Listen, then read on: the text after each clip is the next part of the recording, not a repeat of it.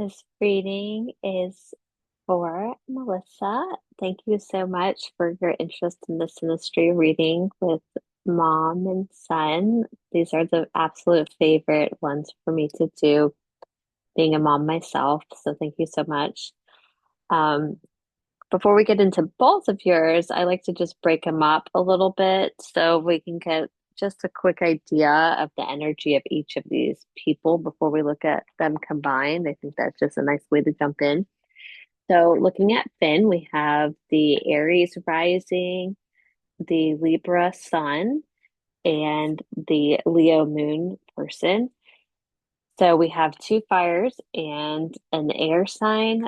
I think the most significant part about this one is that this is a person who he already, just in his big three, has some dualities going on, mixed energies. When that happens, he's coming into this world looking for a lot of different perspectives. He wants to experience many different things so that by the time his soul has fully completed this cycle, that he has seen many walks of life and has real deep understanding of many different levels to the human experience. And he's doing so with this energy of fire and air, of someone who is courageous, passionate, destined to follow their heart, and open to seeing new ideas, the big pictures of things. And this yang energy, so Aries, Libra, and Leo are all what we call yang energies.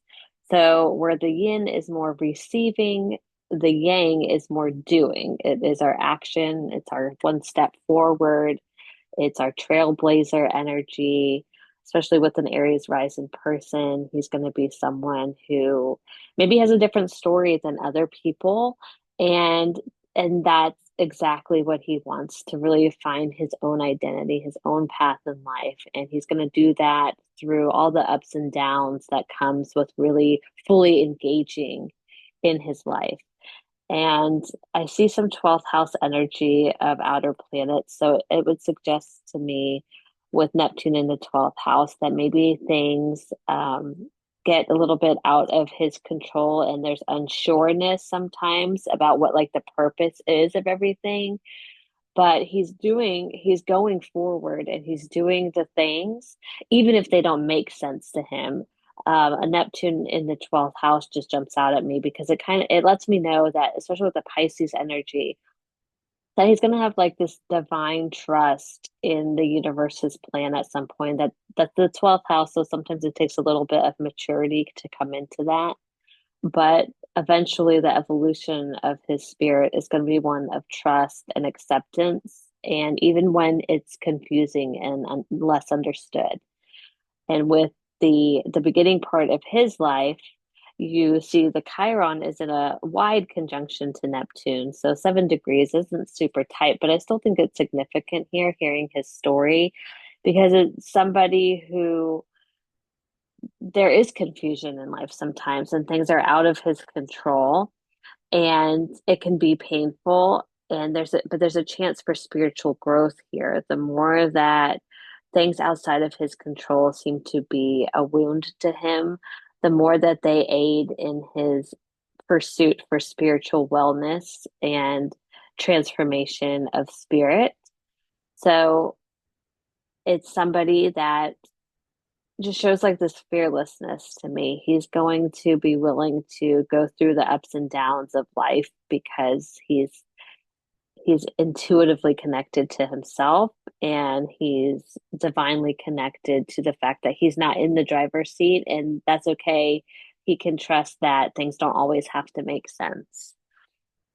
The the Aries rising person has the gift here of having all the signs line up the houses the way that they are most comfortable.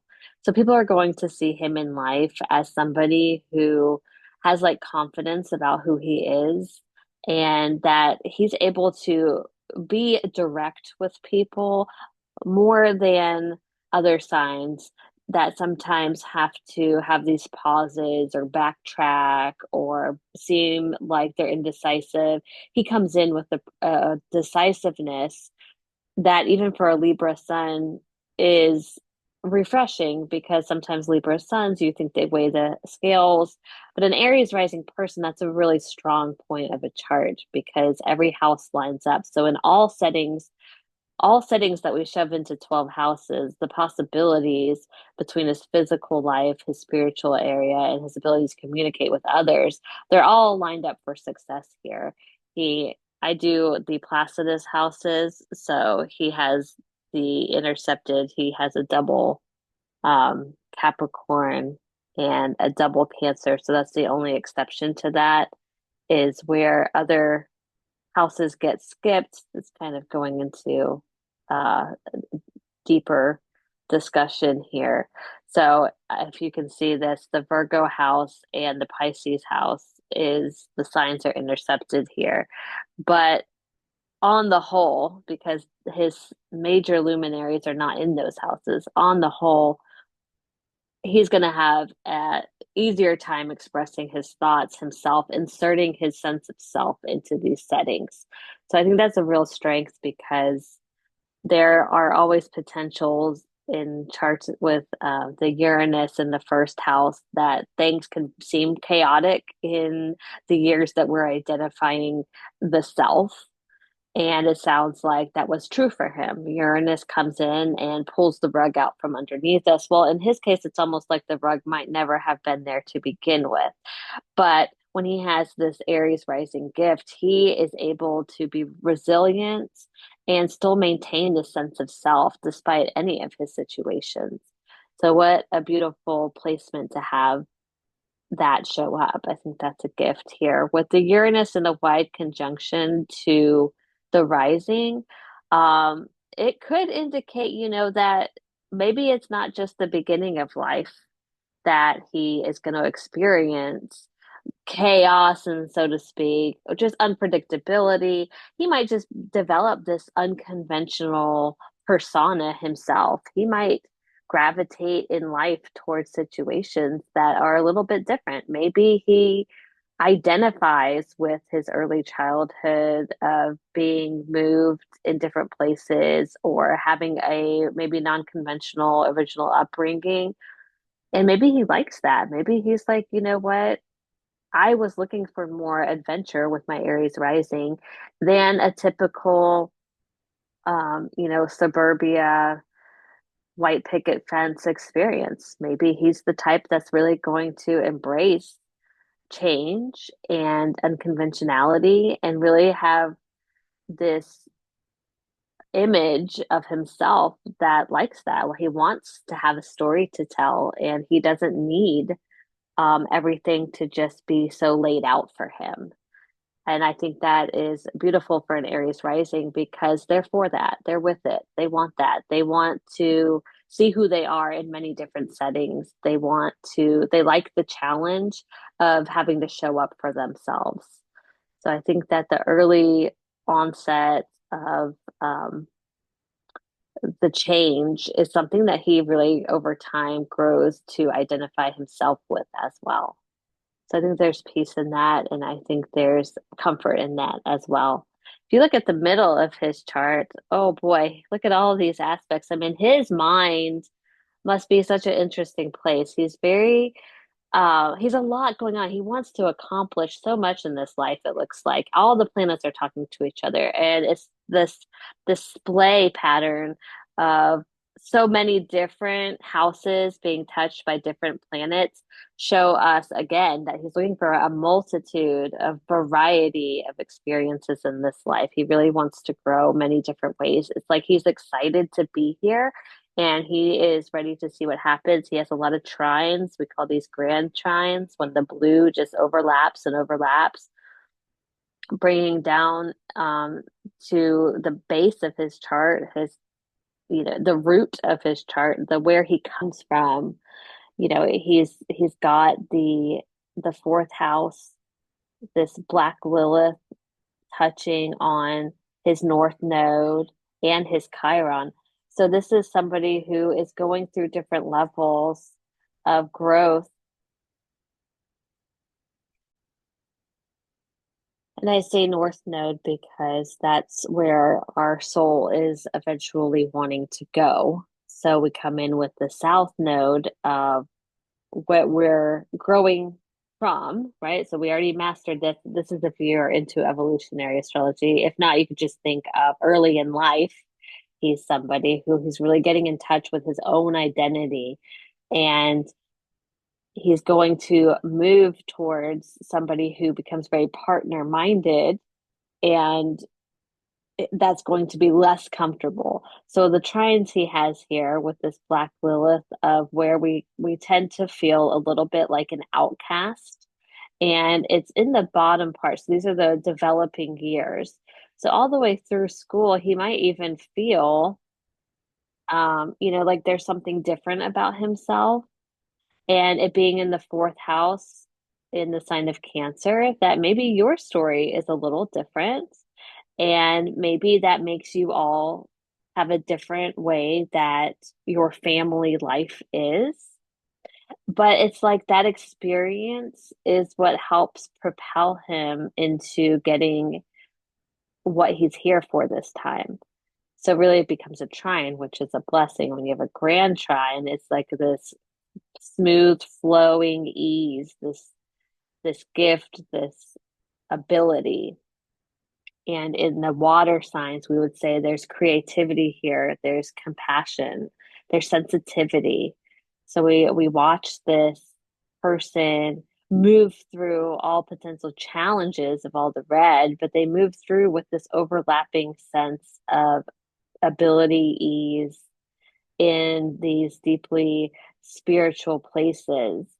And we think, okay, well, he's going to be someone who inside himself he he feels things so deeply, and he learns to see it as a strength, and he uses that to creatively accomplish things in life that might be challenging to other people. So I just see someone with a lot of depth here, and I think that whatever the fourth house, and that's home, and then Cancer is mom, and Black Lilith is usually more of a feminine type of energy. So I just made me think of the mother. Maybe there's something that you've accomplished or you've shown him that makes him feel like he can trust people, like seventh house is partnership, and then the 12th house, healing the wound that comes from not feeling like you're in control of your own destiny, or that there are some type of oppressed abilities to really express yourself. The 12th house can be sort of feeling like the not being able to um, show the energies of these planets. So sometimes it's like there's a wound here that maybe he's unsure of. Maybe it's blurry. Maybe he was too young to remember all the changes earlier in life, but there's like these suppressed feelings that eventually they do make their ways to the surface, and they can kind of come out as like just like randomly, and you don't really know what triggered it, but it's because his Chiron's in the 12th house, and so there's going to be things that he doesn't remember, but he knows that it hurts. But with this trine here, it's like it works together to give him this like great healing ability in himself and then in others. So I see him being somebody that has, although he has an equally private life, he has a pretty equally public life too. I think he's going to spend time with people, and he's going to spend time alone, and he's really going to find like this well balanced person in himself. And I think this actually turns into being how that helps him do that. So it's great that when they're in a trine together, because it's like the things that sometimes we're afraid to talk about, like the Chiron, actually being part of what is his gift.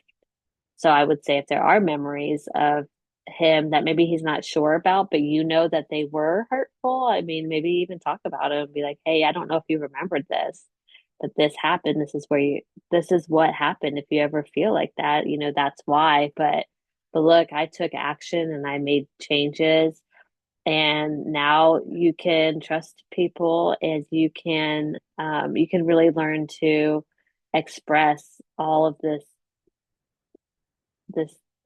energy that might have felt stuck.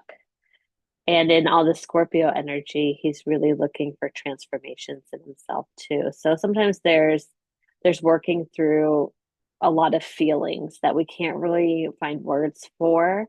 So art might be really important in his life, for many different things, and not just talking about the past, but just working through any of life's challenges. Um, when he has this grand water energy, grand water trines really have some type of creative energy, their imagination, or some type of musical inclination, something that's not just about having a talent to get paid or being good at a job or being smart. It's like it's some type of creative outlet that they need to really work through feelings that there are no words for, and it's not generally accepted in everyday society. He's special. He's got like this different perspective and these different feelings that need to be expressed and moved through. Okay, so that was Finn, and we won't spend as much time on yours, but I wanted to at least go there. Let's see if I can pull up yours, and we'll put them both together here.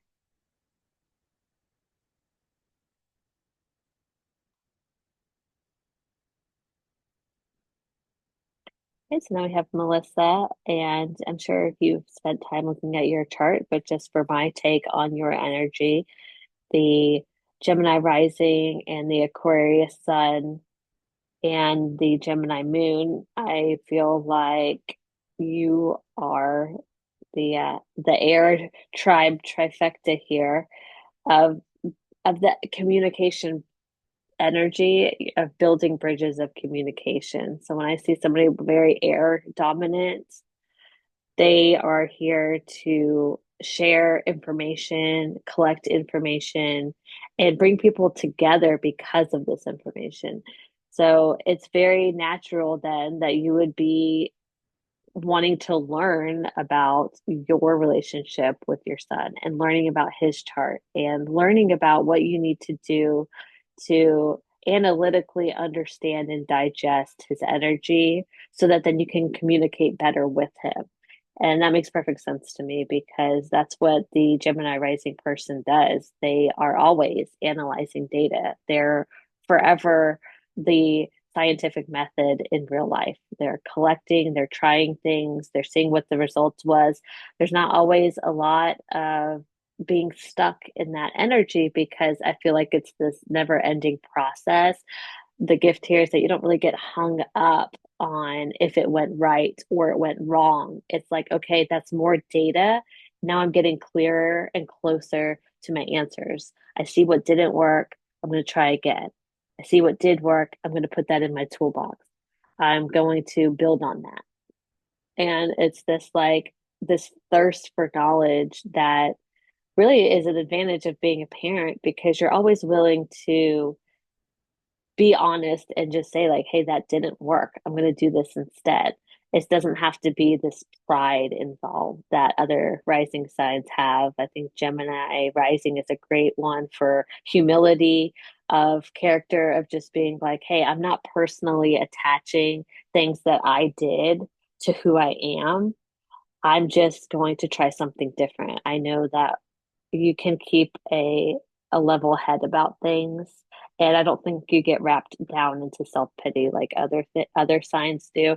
So I think this is a really clear, there's clarity, there's just this lucidity of the mind with the Gemini rising, and you're quick thinking and you're ready to turn it around if you have to. And you're looking at both sides of an argument and you're saying, hey, I hear you, I see you, I'm taking it down, I'm making a note, and I'm going to come back to this and try again. So that's really awesome because that's where your moon is too. And in a first house moon, that is your emotional state too. So here you have this rising sign who comes into the room, checking out what's going on, kind of seeing where you fit in it, seeing how we can get the most out of this experience as far as learning and new levels of awareness.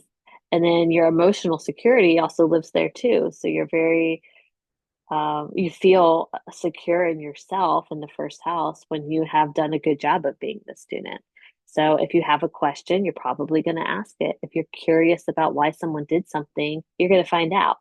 And it really like has this leave no stone unturned energy here that is great for parenting because I mean we have a million questions about how to parent and you're willing to always be learning where you're not just the mutable energy, the double mutable energy here is great because you don't feel like okay, well, I've done it this way so long, so it must be right and I'm not willing to change. You're like, hey, I've done it this way, but maybe there's something better now, I'm going to try it this way.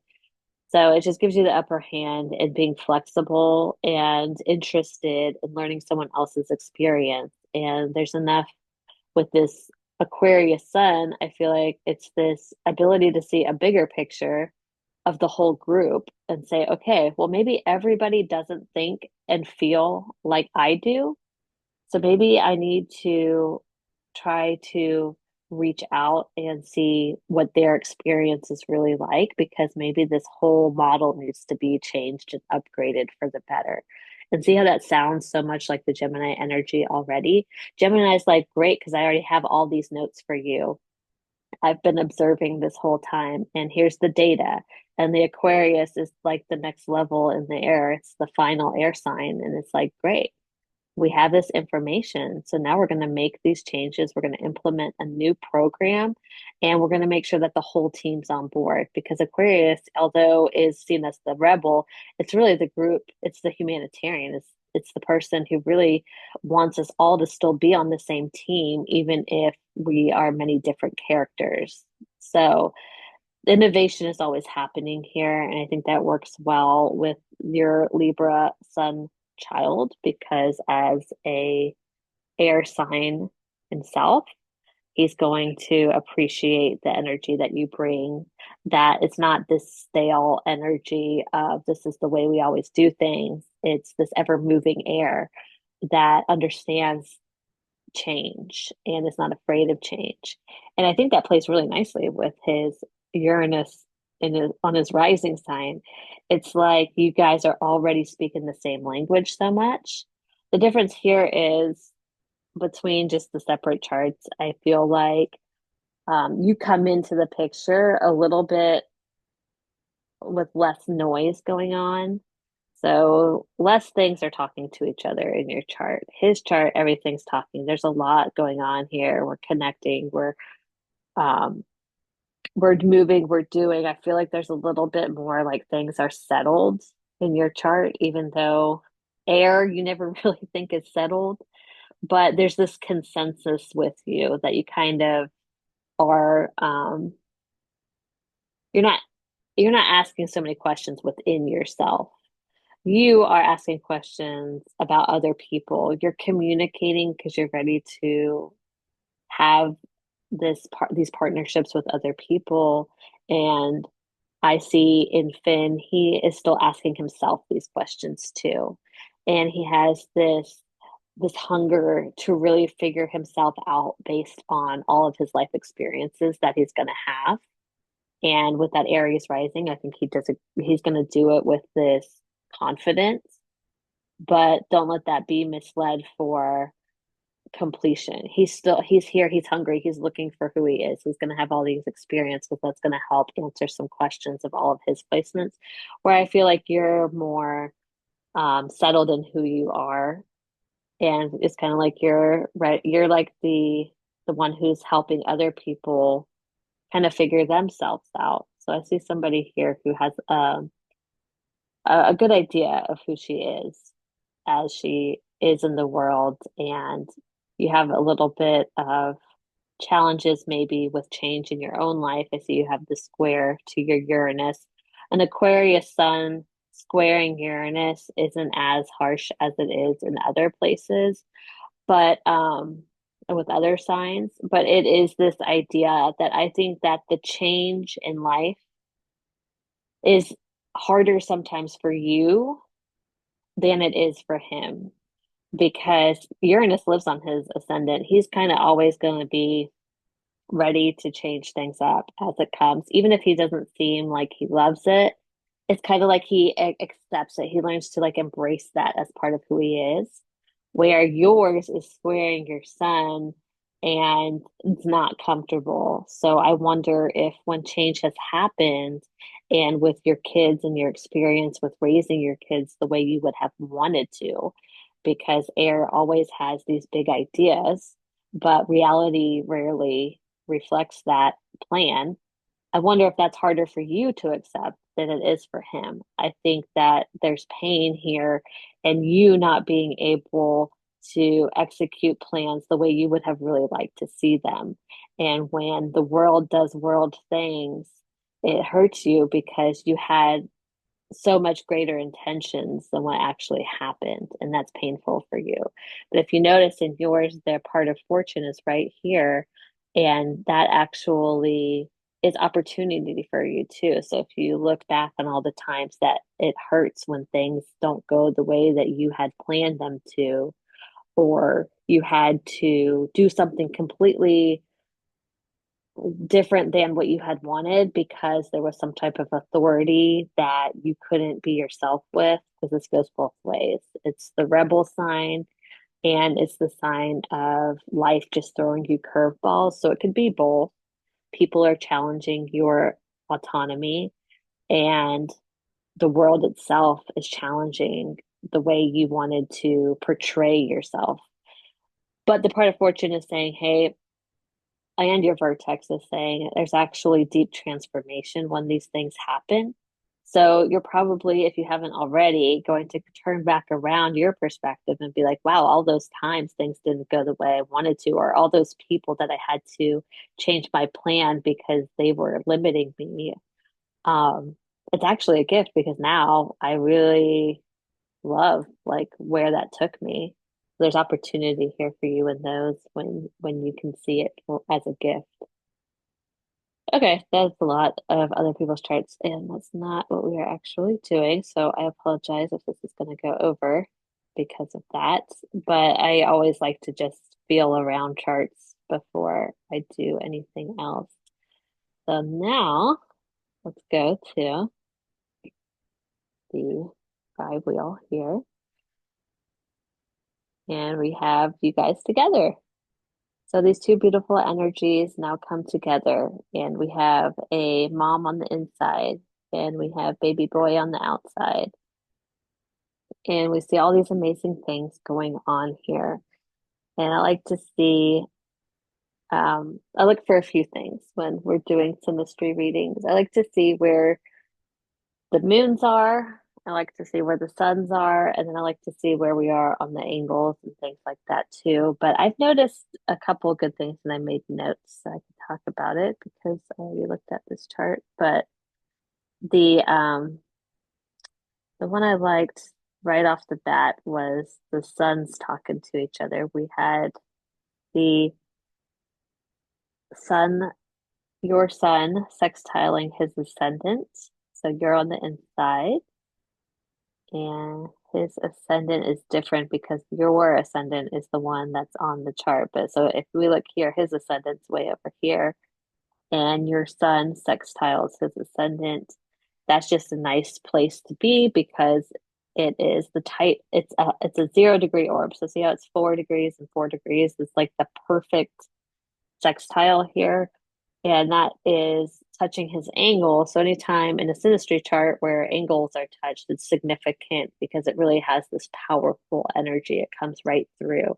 So your personality, your whole identity, the light that shines in you touches every part of him because his ascendant is the part that experiences every new situation in his life. So he looks to the light that you shine for every single thing that he's going to go through in his life. He looks at how you did it, how you are doing it, and he feels like he can follow the lead there. The sun is what guides us.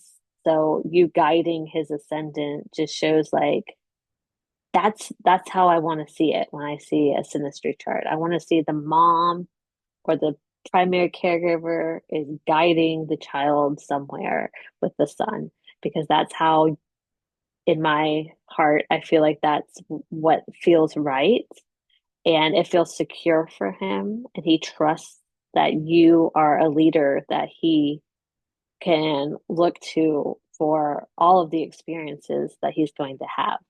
So just what a beautiful, perfect sextile there.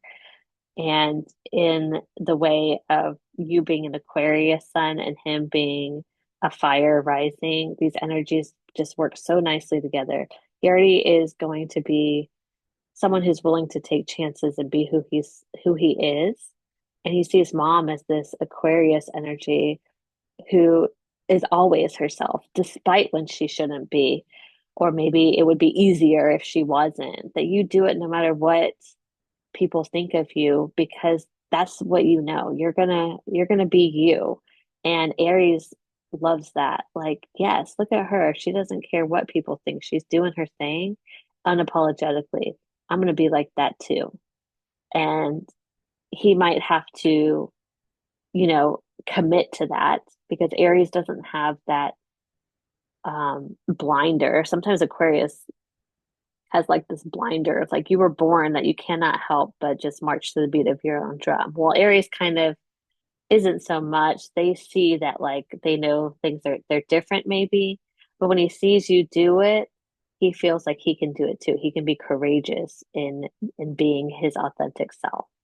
So that's just a really powerful one. So all right, so now we're going to move to another one that I liked here. So we have the another angle. So your Mars is right on his MC. So we went from who he is in all situations at first to his highest potential of himself.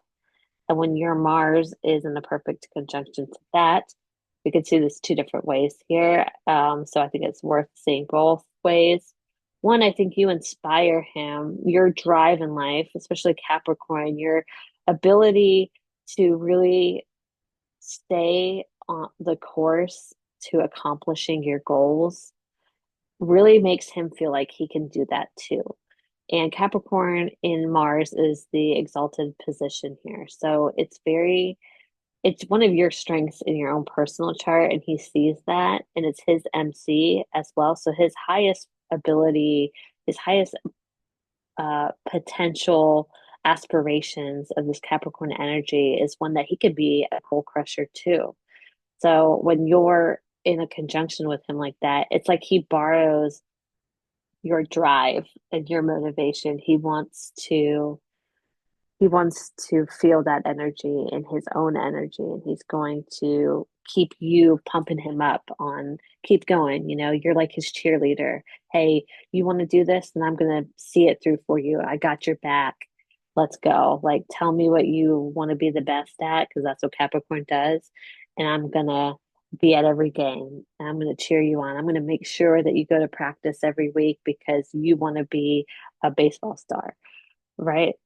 So you're really powering his highest possible achievements. So I think that's really cool. Some people would say that the MC Mars relationship can sometimes be challenging because Mars is involved, and Mars can be a little brash, and it can be just headstrong. So there's the potential that if the values aren't the same, then there's the headstrong collision here of someone else's dreams trying to be changed, of course, by the Mars person. So if his dreams don't align with yours, then the suggestion would be see if you can't channel that energy into just being excited for him about whatever it is he wants to do. That your idea of success, because that's what Capricorn represents here, your ideas of success, how you would go about doing that might not be the same way he sees success, and might not be what his definition is or how he wants to get there. So it's asking you to watch that. Don't just assume that he sees his top of his mountain might not look like the top of your mountain. So just be respectful of that. That's probably a little later on down the road because MC is something that we mature to get to, right? It's usually the time of our lives that would be one of like career. So he's far from that, but it is a perfect conjunction here. So anytime there's perfect conjunctions in synastry, they're always asking you. It's a merging of energy. So at some point you will acknowledge that energy in life. So whenever the nodes touch each other in the chart, that means there's some type of significant relationship here. I laugh when it's parent-child relationships because, of course, right? But you'd be surprised. There's a lot of parent-child relationship charts that don't have the North Node talking, and I don't have any like concrete evidence of what I think that means, but I do like to see it. So in this one, especially the North Node sextiles the sun here at a perfect 0 degrees. So we're going to go to your North Node and Finn's sun. Might be covering it. Yeah, here we go. And we have a perfect sextile, almost perfect. So we're 1 degree shy of it being a perfect sextile. And that just shows me that there is this connection. If you're into evolutionary astrology, that usually suggests past lives traveling together if either node touches the other one. So your north node is touching his sun, that's like a big deal because his sun is his ego, that's his primary energy. Although I didn't spend a ton of time on his sun in my individual assessment because when I see the sun in the seventh house, usually you find that energy in partnerships. And I like to see the person outside of the seventh house. So I didn't, I talked more about his Aries rising because that's kind of the energy that I feel from him. But when you two are together, you bring out his sun. This would suggest that your north node of where you're going, the person that you want to evolve into in this lifetime, is really benefiting from his presence in your life. This energy that you are trying to transition from the Gemini South node into the Sagittarius North node is one of you want to be seen as someone with wisdom and a story worth sharing with someone. So, and then you have your child who brings that out in you and makes you want to be someone who didn't just go on adventures for the sake of it, who lived this life so that you could steer him in a better direction than maybe you had. And that's the story I see with your North Node. Like that is what you want to do in this life is you want to be someone that people can ask for advice and that you have something worth saying to them because you figured something out and you have some wisdom to share now. You're passing it on to the next generation.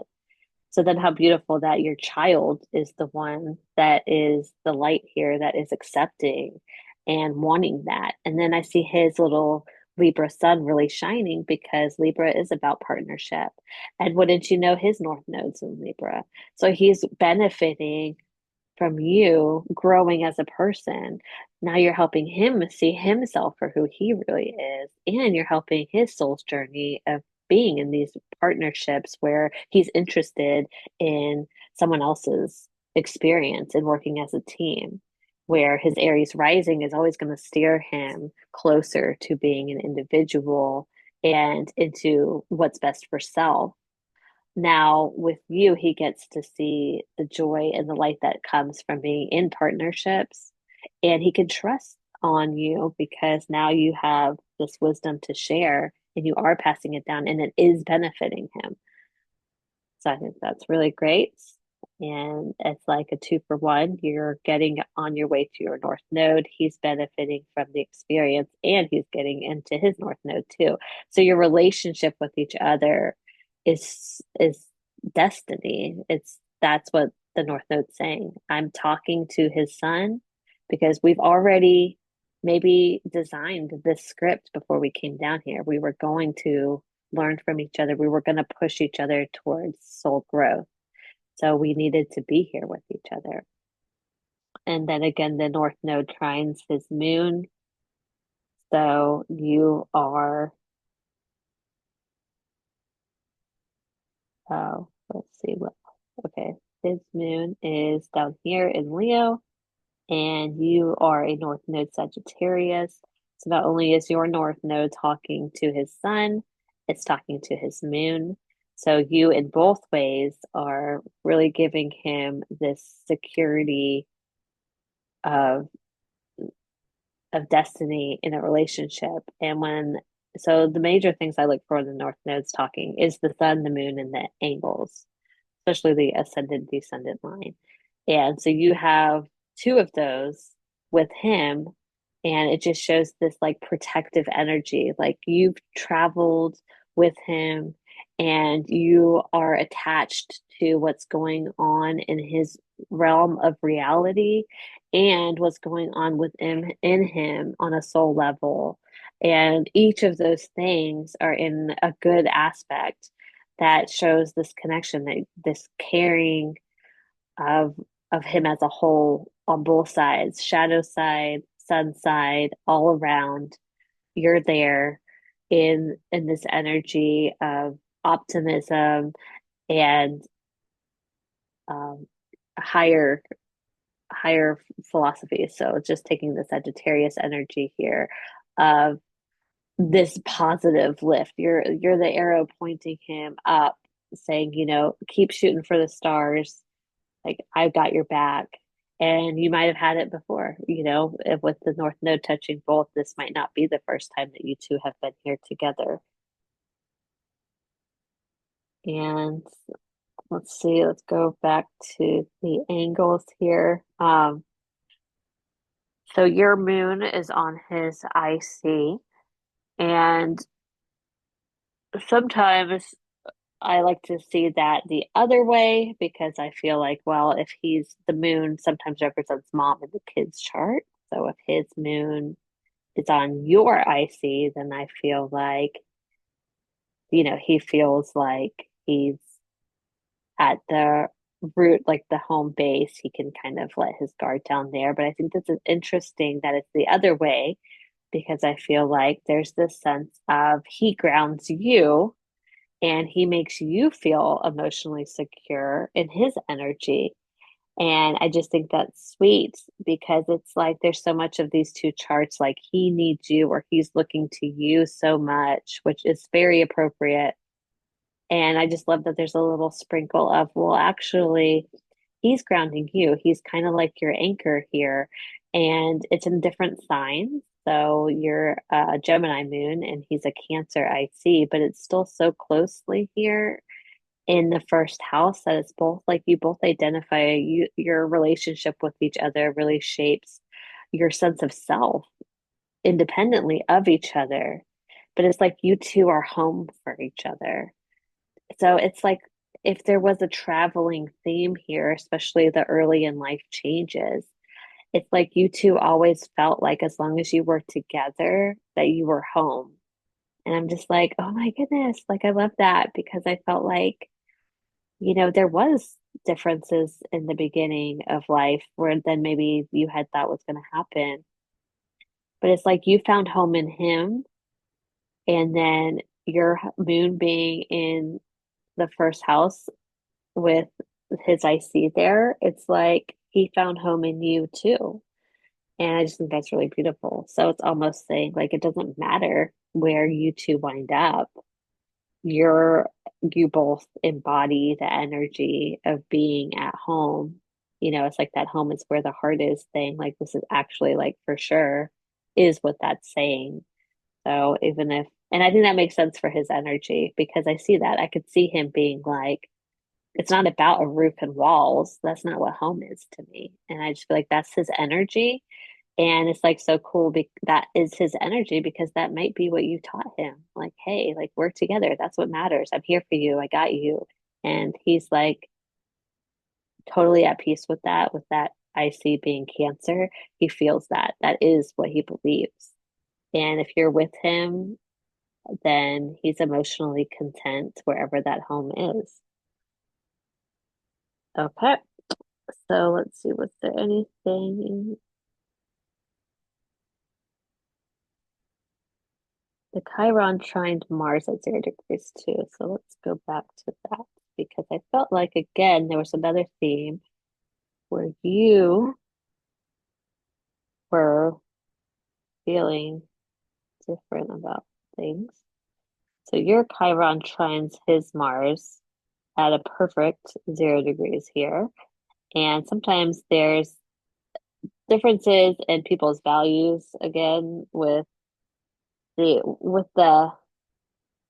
fire energy here. So trining is a positive aspect, but I feel like your Chiron talking to him, it's your wounds. And I wonder if you still carry feelings of like his actions are directly related to areas that you think maybe you weren't doing the best in. And I say this sensitively, but I I would interpret this to mean that whoever like you were with, the 11th house could be other people, organizations, recreational things, whatever you were doing that you think might impact his future activities or feelings or anger, because Mars could be anger. There's this tendency for you to really take it in the self. Like you feel like you are the end all be all to if he gets mad about something or he acts out or he chooses to do something that might not be favorable. And I just want you to see that this is actually a trine. This is a positive aspect here. So I would encourage you to find any type of forgiveness in yourself or maybe it's not forgiveness, maybe you're not feeling guilty, but a sense of over responsibility. I feel like there is something that you can let go of and not feel that every single thing that you've done is what attached to every time that he's going through struggles. Um, there is, this would indicate that it's in the fourth house. So maybe there are some times that there are difficulties in the home, and and that's something that is touching on your Chiron. So that's your pain, and you have the potential to heal from that and take the authority in the home and make it something better than maybe what was handed to you, or maybe when things go out of control, that maybe you're able to, from your healed place, just take the leadership because Mars can be leadership too, and show that there are different options or working through anger. And the Leo Mars can be a very physical energy. So I would say one of the ways that we heal any feelings of built up anger would be physically sports, getting into home projects if you're gonna have a house to fix up, being on the same team and like physically working is a really good way for you to connect and heal any wounds that I think you might have from feeling like some of his, we all get to have our feelings. When his feelings don't go in the way that you feel like you understand or you can control, or maybe they're just sudden outbursts because he does have that 12th house Chiron. And I could see him sometimes just having outbursts that neither of you understand. And I think that instead of you taking that personally, I think it would be a good time for you both to just explore physical activities together. And I think it's a great way for you both to heal things and to work through some of these emotions because I know he has that Scorpio energy too. And sometimes there can just be a hard time of getting those up enough and out of the psyche to really go through. Where I think your air energy things are just more accessible. I think for him, there's things that are pushed down more.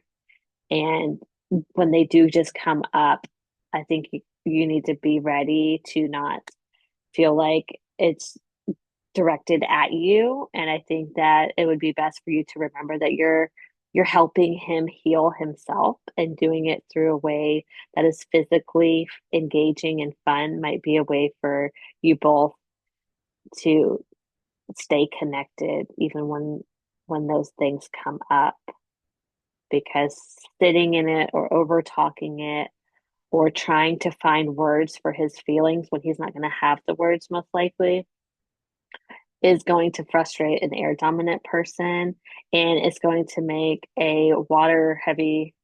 I know he's not, his big three aren't, but he does have a lot of water energy in personal planets too. So I think that a Scorpio Mercury person isn't always going to have the best answers for an air dominant person. And I think this is a good way. This aspect here is saying, like, hey, get moving, go for a hike, rebuild the house, do a project, make a bird feeder or something, just get working together, and then your energies can connect again. And you get that air fire energy back, and it's less about like, I think trying to get a lot of words out of him when he's in his feelings isn't always going to give you the best results. And I think that makes an air sign person want to bang their head against the wall. So I think for the sake of both of you in trying times, it's going to be really great to find physical activities that you both can enjoy together, and it be a bonding in itself where we don't need a lot of words. Okay. Um, that is my take on that. And I think that was the gist of everything I wanted to say. Um, there was another, the Mercury opposing Mars was that same idea again. So, so you have the trine with the Chiron, but you also have the Mercury opposing the Mars. So it's kind of that same idea. I think you're looking for words for things that he's not going to have the words to. So get him moving. You're going to get his Leo feelings out of him when he's moving, and let him win sometimes because they like. But I think the best way for you is to give him opportunities where it's not actual language that he has to use to express himself. We saw that Grand Trine in water. He's very creative, and we see this fire in him. So he's going to be very physical. We see the Scorpio energy that you also have some Scorpio energy too, but it's not as psychological for you. It's not really available in your psyche, but it is for him. So I think that where you see this, you think, oh, there's a lot going on here together, but it's not really. Vertex, part of Fortune, and Uranus are not super personality type energy, where a 0 degrees Mercury and a Scorpio Venus are very strong personal energies that are also co-ruled by Mars. And he is an Aries rising. So his Mars is hot. He is potentially a hot headed person, which is hilarious for a Libra sun, but he has a seventh house Libra sun. So I think our Finn is more of a fiery guy than a Libra guy. And that's beautiful. He's going to be energetic, so full of life, really making you feel alive. And that is a huge gift. Go on adventures, do new things, help let him take the lead on activities, see what sports he likes, get involved, and make it less about words sometimes when things get tough. Paint a picture, do something creative, act it out, make a play, go dancing. I think those are going to be ways that he can really express himself and really communicate to you, because that's what you really need in your chart. It's just to communicate, and that doesn't have to be words. You want to communicate with him. You want him to know that you're there for him, You want him to know that he's being seen. And I think that any artistic or competitive or physical way to do that is just going to make you two even closer. So I'll stop here because I feel like that's a lot of talking. But let me know if there's anything else you wanted to explore or if you wanted to ask a different question or anything that comes across. I'm happy to answer. Thank you again for your interest in this reading. I look forward to hearing from you.